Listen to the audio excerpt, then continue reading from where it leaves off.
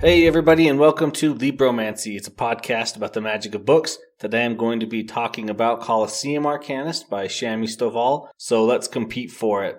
Just wanted to say I really enjoyed this book. It goes fast, and when you get to the end, it just keeps going and goes even faster. So I thought it was good. I thought the author played with a lot of fun ideas in this book.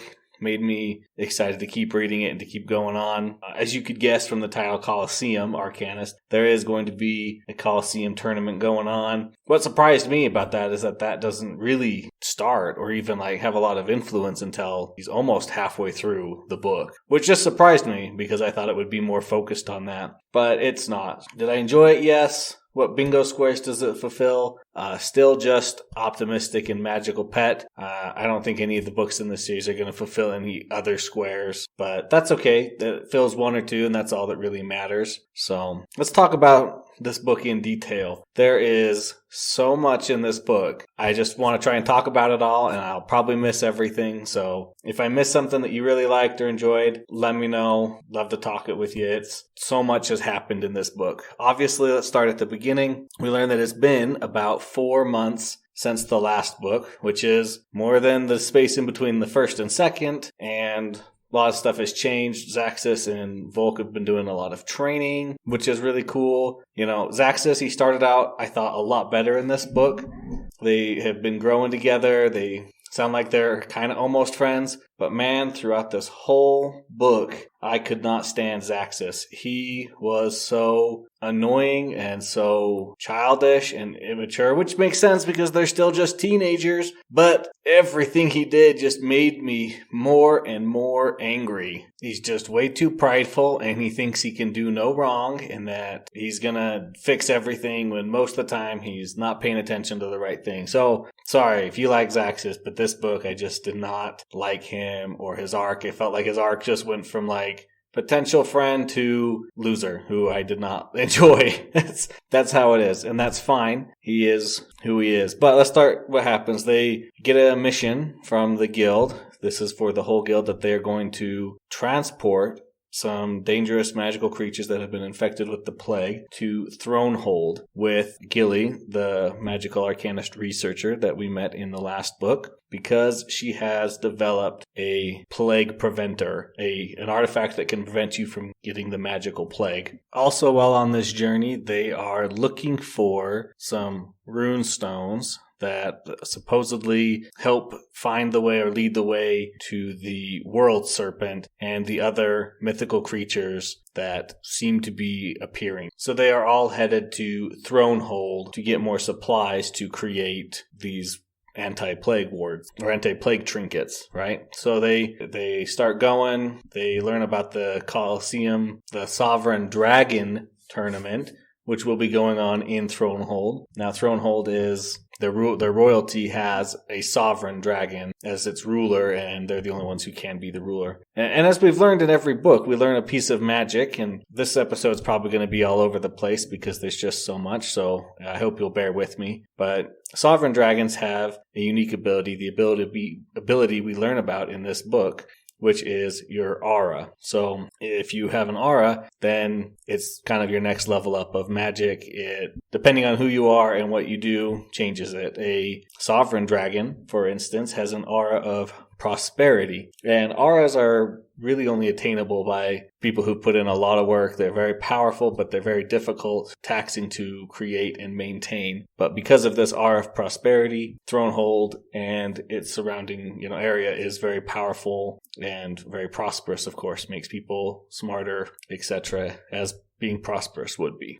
So while they're on their way to Thronehold, a lot of things, they start to happen. They keep training, of course, and Volk learns that he can sense magic through his nightmare abilities. He also figures out how to give his night vision to others and how to start selectively targeting his terrors, where in the past he hits everyone in the area with his terrors. Now he's actually able to start selectively targeting people. And part of that is because of Zaxxas. Zaxxas helps him by giving him a piece of advice, just saying, hey, when I use this is how I do it. Later on, that clicks with him. He figures it out. So I really thought from the beginning we had a good arc there with Zaxxas, but just downhill from there again. Sorry. they get to Thronehold. They petition the queen to see if she will give them more materials to create more trinkets that can prevent the magical plague from taking hold on someone.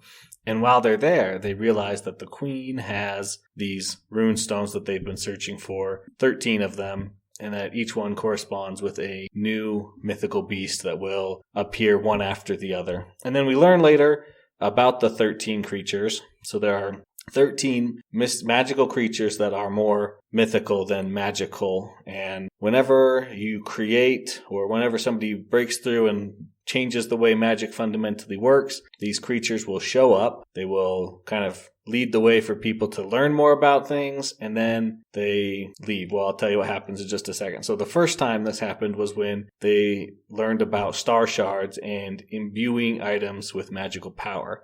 And when that happens, it starts with the world serpent. It appears, and then the next ones, 12, 2 through 13 show up, one after the other. Now, when they get to the 13th one, that magical mythical creature does not bond with an Arcanist, but goes and kills the other 12 Arcanists and their mythical creatures because they've done their job and they have to leave for whatever reason. So that was kind of interesting to learn that we're going to see 13 new creatures, and the 13th one will kill the previous 12. Now, what, if you're asking yourself, what could be the cause of this change in magic? What could be so fundamentally altering? Well, it's the plague. The magical plague has fundamentally changed the way the magic works, and so now we are receiving new information, and the mythical beings are going to come in and do something about it, I guess. I'm not sure. That's kind of all it leaves us at. So they get there, they petition. She won't give them the rune stones because she thinks that they are safe enough in her castle, which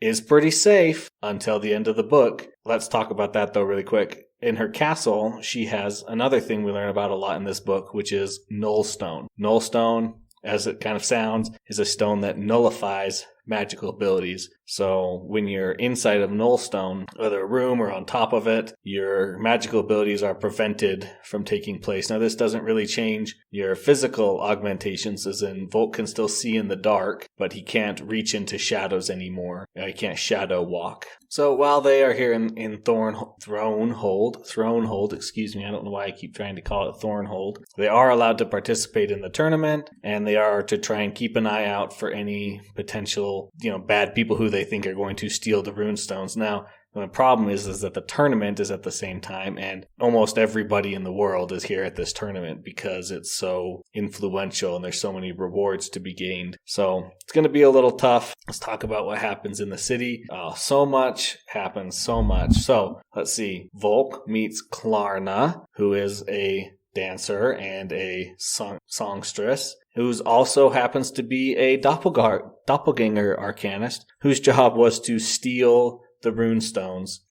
Volk invites her to a party, foolish to some, good to others. She is going to use him to get into the party, and then she is going to frame him for the theft job, but because of his niceness, he is saved. Basically, she can't follow through with it because, she expected him to act a certain way, and when he didn't follow through with that, then she really couldn't follow through with what she wanted to do. So she gives up, but we see her a couple times. She's actually one of the few people able to hide their Arcanist mark, which I thought was pretty unique of a doppelganger Arcanist. Pretty sweet. Along with this, the whole time, Fane, the pirate that Volk spared in Dread Pirate Arcanist, has been working with Gilly to help find the cure for the plague. And he also, because he's kind of bad at social things, has been following Volk around this entire time, invisibly. Quite funny when he shows up and you're like, were you just following me when that happened? He's like, yeah, but, I'm here. It's okay.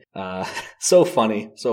While in Thornhold, Volk also gets recruited by the Steelthorn Inquisitors, a guild mostly comprised of Manticores and Nightmare Arcanists. And he is given a recruitment speech and presentation by the head of the guild, who is also a very powerful master level Nightmare Arcanist. They go to root out some people who get the plague. They are flooding a cave, and the Plague Arcanists will come out, and they'll be able to kill them. Now, of course, Volk, our man, doesn't like to kill, and so he talks with the Nightmare Arcanist, who stays bonded with him for an incredibly long amount of time. But we learn that if your magical creature dies within 6 months of contracting the plague, then most likely your Arcanist is going to be just fine. Any longer than 6 months and your Arcanist is beyond hope, and even if you kill the magical creature, they will have been changed in other ways and unable to be completely cured of the changes the plague has made. So, yeah, in this situation, we see the Nightmare Aura, which is pretty amazing. If you want to guess, let's guess. Yeah, I had no idea before I read it. I was like, it's something about darkness. But yes, it creates a temporal spot of darkness, basically a dome of darkness that amplifies all other nightmare abilities while under it. So this Nightmare Aura could be a huge boon to any nightmare who uses it. And of course, the more nightmares you have in a given area, the more beneficial it's going to be because everyone's getting boosted by this. Volk actually turns them down. He doesn't want to join that guild. He'd rather stay in the Frith guild with all of his friends and where he's been learning things already. So he turns him down. The Steel Inquisitor's not super happy about it, but he understands and he says, hey, if you ever do change your mind, come back and I'll still teach you. So just crazy things. We haven't talked about him yet, but it's bad. We learned last book that he has something growing in him, something kind of living in him that his father implanted in him. And we learn that it's an abyssal leech. Now, if that doesn't sound dangerous, I don't know what does sound dangerous. We learn in this book from Zelfrey, when he's arguing with Adelgis's father, that the last abyssal leech arcanist killed thousands of people by accident. So you can tell that this is not just your happy-go-lucky creature that was on the verge of going extinct. No, it was most likely going extinct for a reason. And we learn that it's because abyssal leeches can change magic or influence the way magic works, and that's why his father has been researching it. Adelgis's father, by the way, a huge piece of work, doesn't really care about his family or anyone. All he cares about is results and his research, making the world a better place, but in his mind, the ends justify the means. So after his father removes the abyssal worm and Adelgis is still recovering, we learn that it's because you can't bond with two magical creatures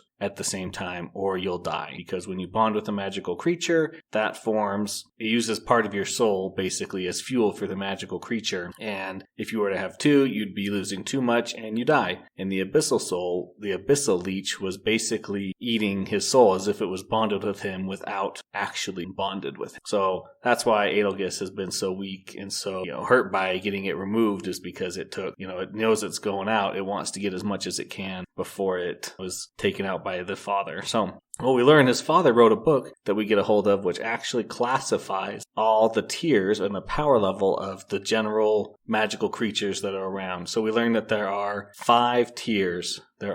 He likens them to a body of water, which works. I think it's okay.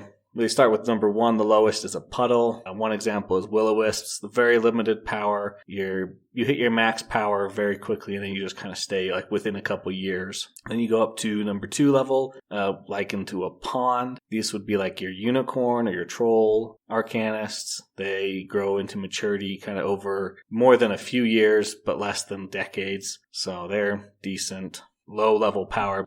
Then we go up to the 3rd level, which is similar to a lake, and that is the realm of the phoenixes, leviathans, nightmares, mimics. So you have a lot of power. It can take decades to grow into your power, but you are at a substantial level. And this is the highest kind of level that 90% of magical creatures can attain. We go to the next level. The 4th level is similar to a sea, and this level is only attainable by dragons. So if you have a dragon, any type of dragon arcanist, they're going to be at the 4th level, which means that they are immensely powerful. It takes them decades, if not longer, to come to the height of their power. They are powerful, and that is the end of your regular magical creature tier list, but there is one other tier, the 5th tier, which is kind of theoretical since nobody around has seen it, but that would be compared to an endless ocean, and this would be the God Makers, the mystical magical creatures we talked about earlier that come when the nature of magic has been fundamentally changed. These ones are the God Makers. If you bond one of these creatures, then you become godlike powerful and able to change and shape destiny, basically. So an incredible amount of power there. Now, as we're learning all this stuff, if you notice, we haven't even really talked about the tournament yet, because as important as it is, this is about so much more, and the tournament plays a very low part for our main characters. Now, while we're there, of course, Zaxis and Volk are doing good. They're both winning. They're continuing on.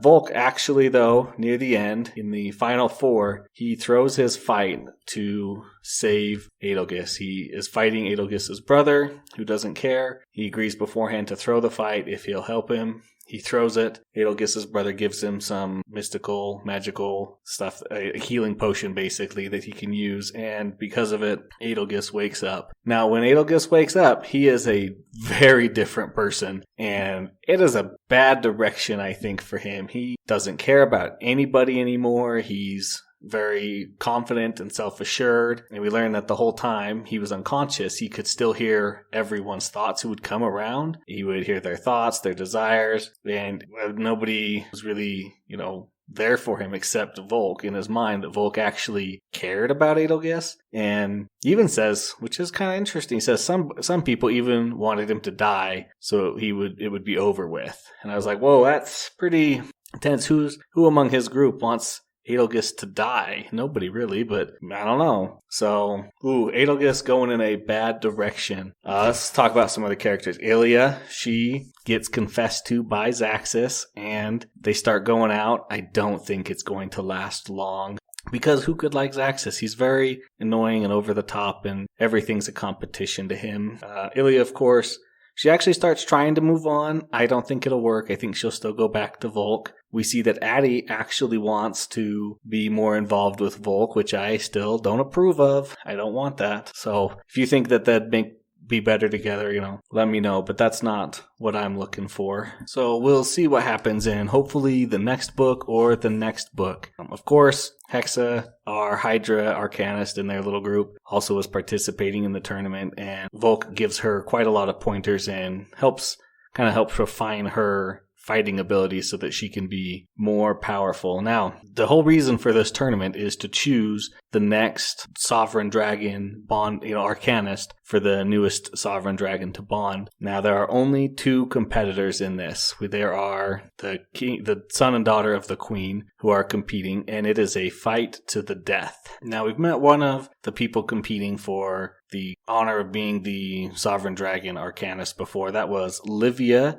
and her sister Eviana, and of course their brothers who they're going up against. And that is Ryshan. Now, Livia and Eviana are pretty close. Eviana is not competing, she's just there. Livia is competing to be the next Sovereign Dragon Arcanist, and they have met Volk before and kind of developed a small friendship. And Volk wants to help her, tries to train her a little bit, tries to teach her a little bit, but they both know that she's not going to be able to win. And we also learned that Ryshan has been subtly pulling strings and getting other people who are going to compete disqualified or killed beforehand, really proving that he is willing to go the distance. And that fight is bad between Livia and Ryshan. Very painful. He straight up murders Livia, and it's bad. It's on screen. I did not like it. Volk hates it, of course. All right, now we're getting into the final, 10-15% of the book. This is where stuff is going to get crazy. So, Ryshan has ascended. He's bonded his Sovereign Dragon Arcanist, and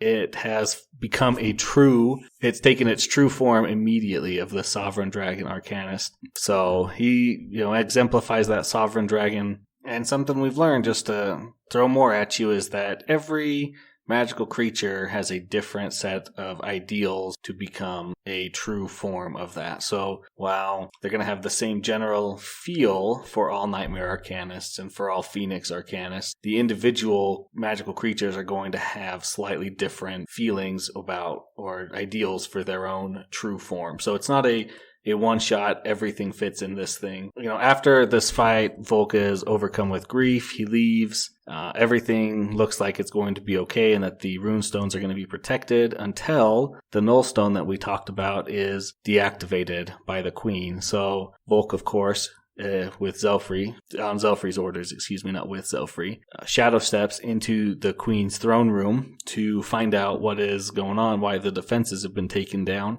And we learn that Rishon is performing a coup the day he has bonded his sovereign dragon. He brings in a King Basilisk Arcanist, which is very scary. 4 eyes, everything about it is death. He kills the queen, which created a new nightmare, which was exciting, very exciting, but not what any of us were expecting to happen. They start ransacking the castle. Volk immediately shadow steps away and warns everyone. He sends Luther to warn people while he goes to rescue Eviana, Olivia's sister, because he promised her that he would. They are attempting to leave and secure the runestones before everyone gets killed, and they running. And then we learn something. We see an Arcanist, a Rizal Arcanist, who has a red Arcanist seal on his forehead. Not clear white like we've seen other true forms. We see a red glowing mark, and that is a true dread form Arcanist, which that's scary, very powerful. We learn here what Rizals can manipulate. They manipulate gravity, just like Volk can manipulate shadow. So pretty powerful. Volk manages to get, half of the runestones away from the Rizal Arcanist. Very bad. They are trying to meet up with everyone. And there's too much to try and talk about here. The fight between the Nightmare Arcanist and the King Basilisk Assassin Arcanist. That was epic. That was incredible. And then it shows you how powerful the King Basilisk venom is, because it killed the Nightmare Arcanist in 2 seconds once he got touched by it. Incredibly scary. Just horrible. We learn, we catch up. Everybody kind of gets together, and Volk hands Eviana off to Ilya and the rest of the Frith Guild while he, says he has to go continue to fight, and then he runs away because he has been infected with the magical plague, and he refuses to kill Luthier, right away to save himself from the plague because, one, he wouldn't be an Arcanist anymore, and 2, he's not that kind of a heartless person who's just going to kill his magical creature. So he's leaving, and he's just going to, run away and figure something out when, of course, Adelgis shows up, who's been reading everybody's mind, and is like, hey, I'm going with you. You are the reason I'm still alive, not anybody else. So I'm going to be with you the whole time here. And Fane, of course, the pirate who's been following him, goes with him, and they are rescued again by Klarna, who has taken a liking to Volk, and they are going to go out and search for Adelgis's father and hopefully somehow find a cure for the magical plague. And that's where the book ends. So I would strongly advise you have the next book ready to read, because this is a pretty important cliffhanger here that Volk has the plague. It's very scary. Who knows what's going to happen in the next book. I really did not think that Shami Stovall could ramp it up again. It seems like every book so far has been a little bit of a lull, and then a jump, and then a little bit of a lull, and then, a lot of excitement. And I'm excited to read the 4th book, and I hope you guys are as well. That's going to be Plague Arcanist. I'll be getting to that very soon. That's going to wrap up our discussion today, though, of Coliseum Arcanist. Once again, really good, very fun, lots of action, lots of intrigue. Thanks for listening. Thanks to David Hillowitz for the intro and outro music. And if you have any comments, questions, things I didn't get to talk about that you wanted me to talk about, let me know at libromancypod@gmail.com. And remember to compete for the magic of books.